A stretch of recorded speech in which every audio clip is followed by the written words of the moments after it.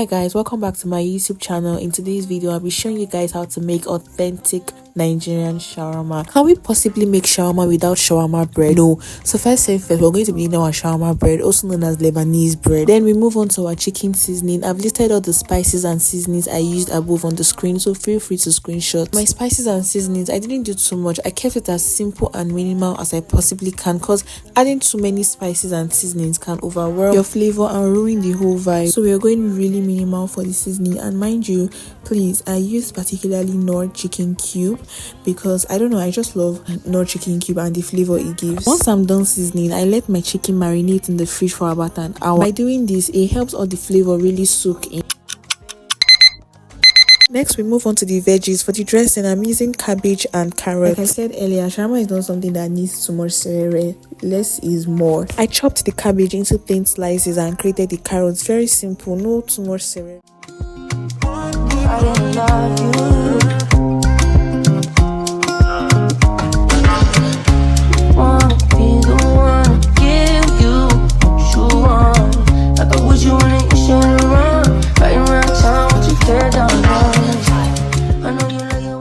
I grated my carrots and added them to the already chopped cabbage. Please note that cabbage is very mandatory, but carrot is optional, so you can choose to skip the carrots if you want, but adding them is always a plus. Did you know that shawarma was not originally from Nigeria? Yes, but has become very popular in Nigeria. It is actually a Middle Eastern street food, popularly made by the Lebanese, Moroccans, Arabs and others before it eventually spread across different countries and found its way to Nigeria. And of course, Nigerians had to add their own touch: pepper, spice and all of that yummy goodness. Turn it up, ain't fat enough. She a bad bitch and she already know it. Yes, she know it. Yes, she know it. Yeah, yeah, she know it. Yes, she a bad bitch and she already know it. Yes, she know it. Yes, she know it. Yeah, yeah, she know it. Yes, she know it. She gon' make me spend some money on it. Yes, she know it. Whole bank account, I blow it. Go do a show. So next, it's time for us to make our cream. You know those type of shawarma that when you take a bite, you're already on cloud 9 and it just drips and you just get all that juice and all of that. Yes, that's the vibe we're going for, and that is why I'm going to be adding this Hollandia evaporated milk to make it more richer and creamier. Aside using the evaporated milk, we'll also be using mayonnaise and ketchup. I prefer using Heinz ketchup. I don't know, I just feel like that's way more better, but you can use any ketchup of your choice so long as it's ketchup. Okay, add in a generous amount of both the ketchup and the mayonnaise. Please do not be stingy, add in a generous amount, okay, because I mean this is the cream we are trying to make and this is what will make it droop, so don't be stingy at all.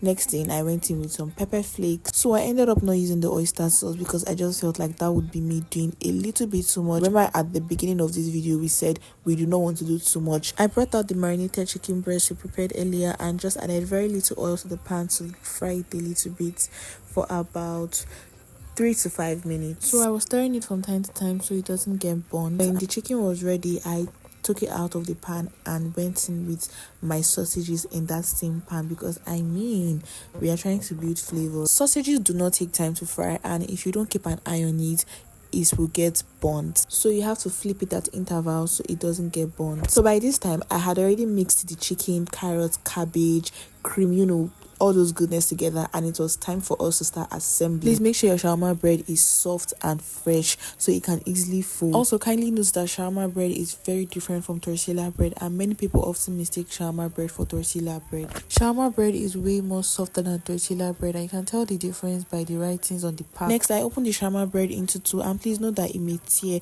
which is completely normal. It's not a big deal, you don't have to panic. If this happens, all you have to do is place the torn part on top of the one that isn't torn and add your filling, which is the chicken and veggies we prepared earlier. If you've watched to this extent, thank you so much, you're a real one. Don't forget to like, share, comment, drop your thoughts in the comment section. I'm going to be going through each and every one of them. Is this a recipe you would want to try? If this is something you would try, don't forget to tag me on Instagram and on TikTok. Let me see your recreation. After adding your filling, next is for you to wrap it up. If you're wrapping your shawarma bread, please ensure you wrap it very tightly so it doesn't tear open when it goes on the pan. When you're done wrapping them, you place the open part directly on the pan so the heat can seal it up, and then flip it to the other side so both sides can toast evenly. I would love for you guys to answer this question in the comment section. If you were asked to choose a food or street food you would eat for the rest of your life, what would it be? As for me, it had to be shawarma because I can eat shawarma for breakfast, lunch and dinner. I don't care. After a few minutes, bring them out, and just like that, you've made yourself a very juicy, tasty, creamy, rich Nigerian shawarma. This shawarma is perfectly crispy on the outside and also very juicy on the inside. This is something you need to try. Honestly, trust me, you would love it. Kindly like, share, comment and subscribe. See you.